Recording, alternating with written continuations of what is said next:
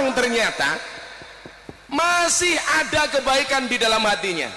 Itulah kenapa Gus Miftah sering mengatakan orang baik dan orang jelek itu bedanya tipis. Sebaik-baiknya orang pernah berbuat jelek dan sejelek-jeleknya orang pernah berbuat baik. Saya kasih contoh, saya masuk di dunia malam bersama mbak-mbak di dalam. Begitu ada rombongan pengajian, mbak-mbak ini mabuk ngomong, ya Allah enak ya mereka dekat dengan Allah. Mabuk minum alkohol, ada orang lewat pengajian, mbaknya ini bilang mereka luar biasa dekat dengan Allah sementara kami banyak dosa.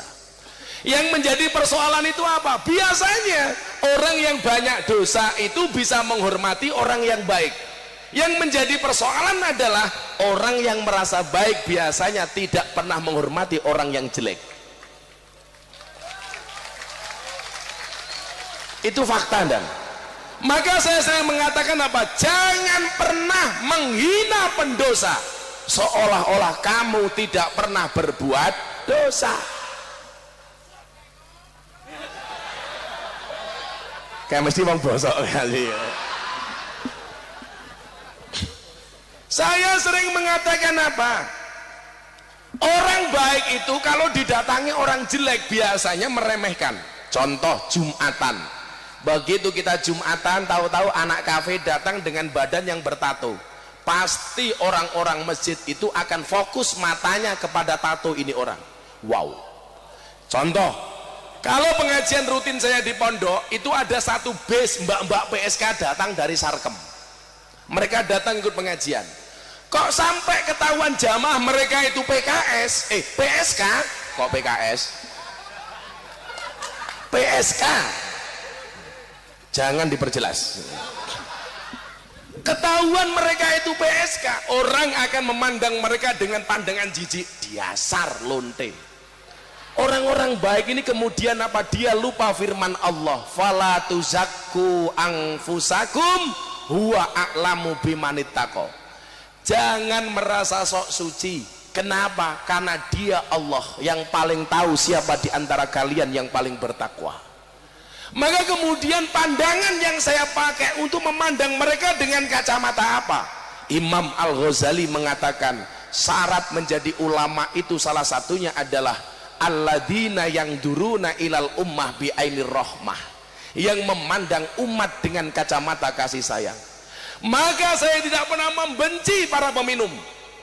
Di mana-mana ada peminum saya datangi, bahkan mereka bikin paguyuban namanya pangunci. Apa kuwi pangunci? Paguyuban ngunjuk cium. Mereka minum, saya datangi. Saya banyak belajar kesetia kawanan itu dari para pemabuk, dan wong mabuk kuwi setia kawan. Wong mabuk itu cinta dengan teman. Bagaimana tidak begitu dia minum? Ayo bro, kowe minum gantian. Coba kadang-kadang kita itu kiai-kiai disuruh bersatu, itu lebih susah menyatukan kiai daripada menyatukan pemabuk. Beneran. Beneran. Mang takon guse gitu, mang takon. Maka kemarin saya bilang kadang-kadang kita sendiri orang NU itu nggak bisa bersatu ya. Banyak orang NU potensi malah kemudian dihasuti. Saya sering mengatakan begini, di NU itu kan yang sering dipermasalahkan satu masalah nasab. Ya, saya dulu pertama kali masuk Jogja Miftah itu nasabnya siapa? Soal nasab. Begitu orang tahu saya keturunan Bahasan Besari Ponorogo, sudah tidak lagi mempermasalahkan nasab, tapi mempermasalahkan apa? Nisab. Nasab itu tidak berbanding dengan nasib, apalagi dengan nisab. Apa bedanya kiai dengan habib? Beda. Kalau kiai itu nasab, kiai nasib. Kan gak semua anak kiai jadi kiai. Tapi kalau anaknya habib syekh langsung jadi habib, karena kemuliaan yang diberikan oleh Allah kepada para sayyid. Jadi mohon maaf, kita itu disuruh ngumpul, kadang-kadang kalah dengan para pemabuk. Wong mabuk kalian nggo botol siji, mabuk bro, oke ngumpul. Nyah. Pemabuk-pemabuk yang sekarang ikut saya semuanya begini. Jangan bilang alhamdulillah, dulu mereka begini pakai botol, sekarang mereka begini pakai galon. Oh, gede banget ya malah. Saya datangi mereka minum. Saya datang, ora bosen mbok Kang. Dereng terus no. Lama-lama malu. Jadi orang-orang yang keluar dari kafe dan dari lokalisasi itu tidak serta-merta saya pengajian mereka langsung keluar. Maka banyak orang mengatakan itu mubadir. Nanti dulu, kamu bilang mubadir dari mana? Maka ketika saya interview di televisi, ada kiai bilang begini, dakwah Miftah di dunia malam itu memalukan.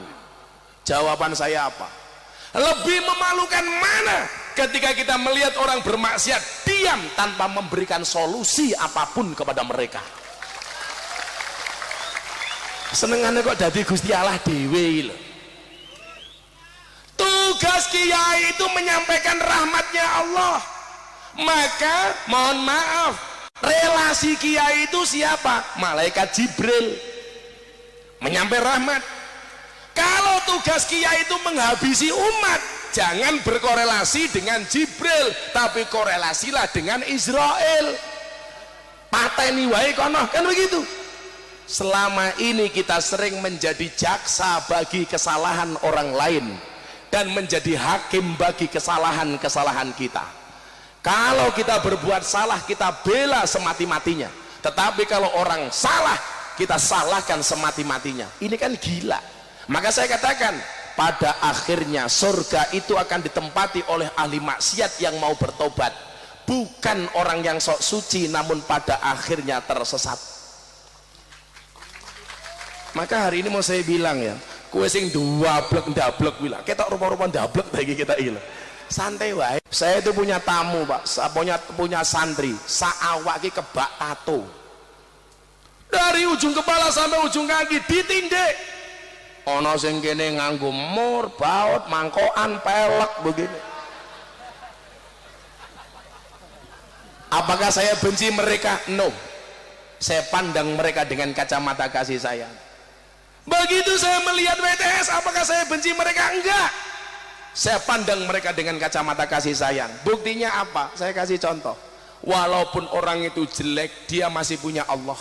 Maka bahasa saya yang viral apa?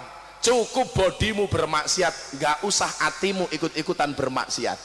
Tapi kemudian dipelintir sama orang, Miftah mengatakan bermaksiat gak apa-apa asal punya Allah. Cangkemmu. Itu namanya pemelintiran kalimat. Saya tidak pernah mengatakan itu, tapi bahasa saya adalah cukup bodimu yang bermaksiat, hatimu gak usah ikut-ikutan maksiat. Maka mbak-mbak sarkem lokalisasi itu lucu, Pak. Malam mereka bermaksiat, justru sekarang luar biasa. Mereka itu kan kemasannya sekarang dibuat karaoke dulu. Kalau nggak ada tamu, mereka nonton YouTube pengajian Gus Miftah. Jajal sak durunge ngelonte nonton pengajian. Ngaji sik, bro. Mereka ada yang bawa HP nunggu tamu sambil selawatan. Waduh, ya Allah. Begitu tamu belum datang, mereka duduk sambil dandan. Hasbi Rabbi. Saya pernah datang ke sana. Jalallah. Saya langsung ngelus dodo. Dodone bojoku. Ya Allah. Masa ya dodone lonte ya mungkin toh. Buosok cangkeme. Kekrek cangkemmu lho ya. Oh, tak ombe apa ora ya luweh to ngomong ngidangku dhewe kok. Ora nyuguh cerek wae. Kewandel meni lak kambile kambil apa degan iki jane iki. Iki jenenge kambil, Bro. Nah iki lak tak ombe mesti silitku kreminan iki delok wae. Ngapunten Gus. Gus e ngunjuk. Monggo Gus, ngunjuk Gus. Apa? Apa copot? Ya dipasang kayak gini. Mbak-mbake mendelik matane ndelok wae ya.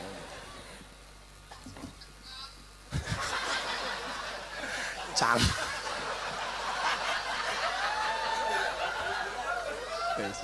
Ditekak matamu iki ditekak. Kiai kok ditekak iki.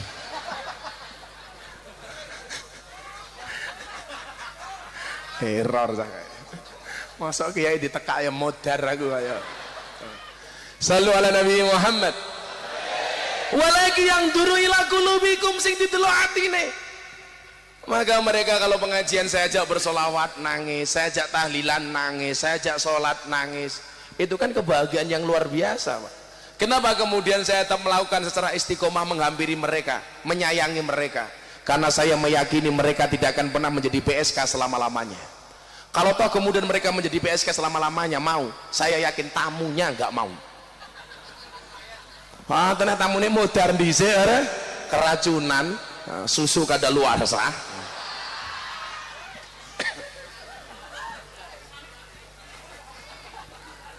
Apa Gus minta untuk gratisan matamu lele. Saya itu yang paling berat itu, Pak. Kalau lagi mau pengajian, mau berangkat ngaji atau pulang ngaji, mbak-mbaknya habis mandi, kan saya lokasi pengajian itu melewati kamar-kamar mereka, dan begitu saya lewat mereka habis mandi, anduan segini, SDSB lah, apa SMS lah, silite metu selitik itu kan. Begitu saya lewat diambil ke monggo Gus mampir. Ya Allah, saya andilau antara dilema dan galau. Nggak mampir diperkosa, orang ada perkosa ya pengen, ya. Terus itu jujur Gus, 15 tahun ngaji sama PSK, pengen apa enggak? Saya jawab ya pengen aku ngono. Nah, normal aja aku. Terus ribon ya ngempet aku ngono. Mosok kiai ngacengan aku ya ngono, Pak.